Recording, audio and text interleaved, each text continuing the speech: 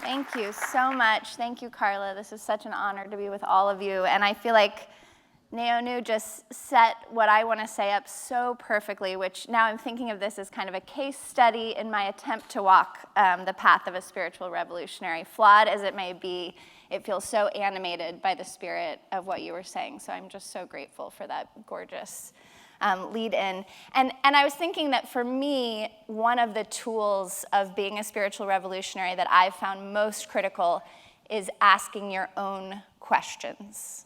Hearing your own questions and asking them in the face of status quo and mediocrity and acceptance and sort of people counting on you to be asleep at the wheel, and asking their questions is asking your own questions. So I'm going to focus on 3 questions today. The very first question I asked that led me on this journey was, where are all the white kids? So let me tell you how that started. I became a mother in 2013. My beautiful daughter, Maya, was born, who is here today and is turning 9 on Sunday. And becoming a parent, as those in the audience who have done it know, is a deeply destabilizing experience, trying to kind of integrate who am I now that I'm responsible for another human being and keeping them alive in the world. And so in my early days of motherhood, I would strap Maya in the baby carrier, and I would just walk and walk and walk in my neighborhood. That was kind of the only thing I could do to start to integrate and bring down the anxiety level. And I would walk every day by this really gorgeous, boisterous, exuberant elementary school. And I was thinking about with Hannah's beautiful poem, that was my garden. People were sort of walking by and never seeing it, and all of a sudden I was seeing it, and I was hearing it, and I was kind of peering in the fence, and these kids were, released from recess, and they had this incredible energy, and it was the opposite of what I was feeling as this anxious new mom. So I would sort of stand there and just try to kind of soak up the beauty of their mood. And I started looking closer, and I realized, this is a majority black school, clearly, lots of black kids, lots of brown kids. I'm not seeing any white kids, and yet this neighborhood I live in is a very mixed neighborhood from what I can tell. I was new to the neighborhood. I moved when I was pregnant with Maya. So that was my first question, was where are all the white kids? And that was the beginning of a journey of 1,000 moral miles. A little context on Oakland. The city is historically black. It was the birthplace of the Black Panthers. It's known for its incredible, radical activism from both sort of Latinx communities and black folks. Again, the free breakfast program was started in Oakland. There's all this incredible legacy there. It's 30% white, so 30% of the city is white. But Oakland Unified School District is only 10% white. And that's because the vast majority of white families choose to send their kids to private schools, and those 10% of white kids who are in public schools are concentrated in about 5 elementary schools out of 59. There are 59 schools, and you will find the majority of white kids at only 5 elementary schools. And this is not unusual. This mirrors many districts in the country. Once I started asking this question, I started to learn so much about school integration and the unfinished project of it in this country. So a few things just to make sure we're all on the same page. Most of us know Brown v. Board, 1954, right? Most of us know, we've seen pictures of brave kids integrating schools that seem very old. And in fact, it took years and years and years to actually make good on the promise of Brown v. Board. The peak of integration was in 1988. So from 1954 to 1988. That's when I was my daughter's age. I was 8 years old in 1988. That was the peak of integration. And we have only gone downhill from there. Our schools are as segregated as they've ever been in this country. Probably very much the case here in Louisville, which I know has a rich history of battles over busing and integration and segregation and private schools, et cetera. So I started to wonder why my peers, and I started to talk to all the women and a few men, but mostly women who I had been coming up in this mothering journey with, and none of them were considering this school, which is called Emerson Elementary School, even though it's the most proximate school to all of us. None of them were considering it, to the point that some would say, oh, I got a spreadsheet from another parent who's already been through this. It'll fast track us so we don't have to deal with all the choosing. I'll share it with you. So I'd get the spreadsheet and I'd look, okay, this school, where's Emerson? It's not even on this spreadsheet. It's as if it doesn't exist. even though it is smack dab in the middle of this neighborhood. It's as if it doesn't exist.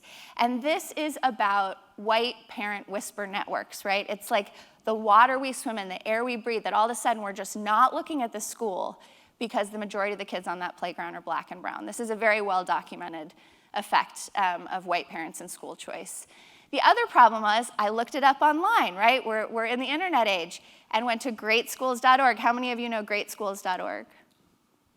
Oh, you got to get hip to greatschools.org. It's a force in helping people think about schools and get information about schools.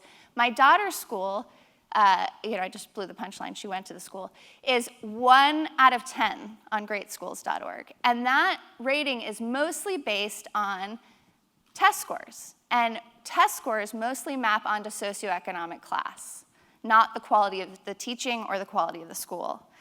So then I started to look into, does integration really work? Like is this idea we had in 1954 actually worthwhile?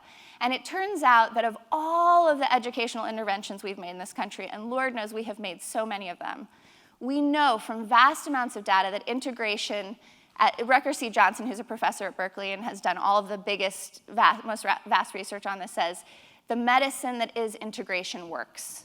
The earlier and the longer kids are in integrated schools, the more equity effects we see. Black and brown kids do better, they graduate at higher rates, they even earn more over a lifetime and even live longer.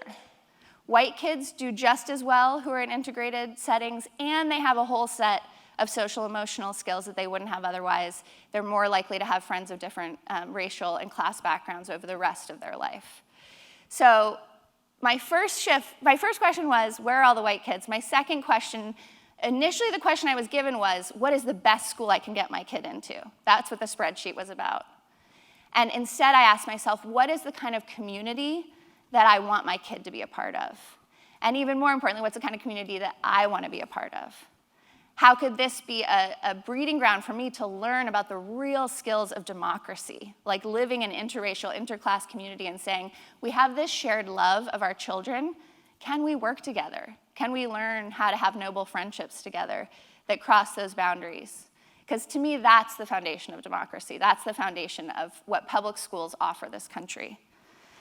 So the other really important thing I found was spiritual revolutionaries to walk beside. There's a national organization called Integrated Schools, which is not just white, but multiracial parents all over the country who are intentionally choosing to humbly, joyfully, joy is in the tagline, integrate schools. And our motto is, let me find it because it's so good. Show up, listen, speak up, and stay put. Show up, listen, speak up, and stay put. Great skills for people who want to actually be doing the slow relational work of neighboring, right? So Emerson Elementary, 1 out of 10 on great schools. It's a quarter newcomers, kids from all over the world, especially Arabic-speaking countries, high population from Eritrea, majority black Oakland families, 75% free and reduced lunch. And I can tell you that as we've been living into this experience for 5 years, it has been an absolute joy. The teaching quality there, the educational leadership just blows me away every single day. The kids are gorgeous and brilliant and wild. I sit in those classes sometimes doing a library volunteer hour or something, and there's all this neurodiversity, and this kid needs a special seat to sit in that has little bumps on it that helps him stay in place, and this kid is singing Joan Jett over in the corner. This was the last time I came for a fall party. It went from this kid singing a Joan Jett song to being the one to help all the kids line up and get out the door. Clearly a kid who has a lot of trouble sitting still, and the teacher handled it so beautifully. So some of the best teaching in the country is happening in these schools, but nobody knows it because we look at these test scores or we let our racism, our biased sort of training drive us to avoid these schools. It's just a beautiful place. I want to end with one quick story and then a little reading. It's been a joyful experience. It's also been a deeply humbling experience. I've learned so much about my own limitations, my own assumptions, my own white savior bullshit that I totally have to get over. And I've also learned a lot from my daughter. When she was 4 years old, she was only in transition kindergarten, she came home one night and she said, I really want you to read me Fancy Nancy for bedtime tonight, and I know you hate the book. I'm one of these mean moms who really tells my kid how much I hate Berenstain Bears and Fancy Nancy and try to steer her towards the books I actually like. And she said, please, I know you hate it, but please. And I said, okay, there's this one book about constellations. So I read her the book, didn't think anything of it. The next night, as I'm putting her to bed, literally about to close the door, and she says, Mama. I said, yeah. She said, you know why I asked you to read that last night? And I said, why? She said, because Mrs. Miner taught us that that constellation is called the drinking gourd, because Harriet Tubman led the slaves to the north by looking at it, and Fancy Nancy calls it the Big Dipper. And I was thinking Fancy Nancy and Harriet Tubman are talking about the same thing, but they're calling it different stuff. This is a 4-year-old, and this is a school that all of my friends had avoided because they thought she wouldn't get a great education in that school. So for me, that was just so apocryphal of the general experience, which has just been, you know, humbling, interesting, helped me evolve in so many ways as a person.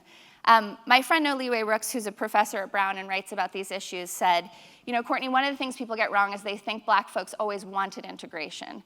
And of course black folks wanted equity, but there's something really special about being a black environment with black teachers where you know the black teachers will love your children. And one of the things we still struggle with is can we believe that a white teacher in front of a classroom is going to love our children, that the white parents in that school are going to love our children? So that is my third question for you, is can we love one another's children? Not perform love, not signal equity, but actually refuse to accept anything less for others, people's children, than what we want for our own.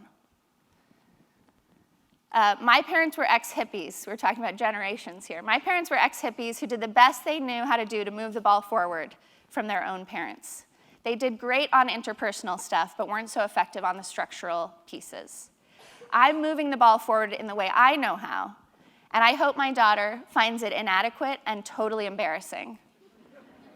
What's best for my kids is what's best for all kids, a country where we actually know how to live and learn and work and play together. I think my daughters know how to love through better than I do, that it will be more instinctual to them because they aren't being raised in a homogenous environment. I'm going to end with a very quick reading. We live in very broken times, times with lots of gaps between the difficult realities of life and what we know to be possible humanly, says Quaker author Parker Palmer. One of the most important qualities a person can have in our time, a person who wants to make it a better world, is the capacity to stand in the tragic gap between corrosive cynicism and irrelevant idealism, between what is and could be. The gift of the gap is that it's honest.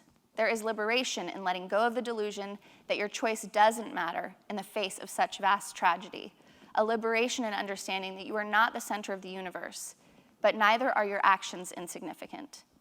Integration isn't the answer, but it's a wildly worthy quest, personally and politically, in these beautiful broken times. It's a way to practice being brave, to collectively build a nation as we wish it were. It's a way of growing up. Thank you very much.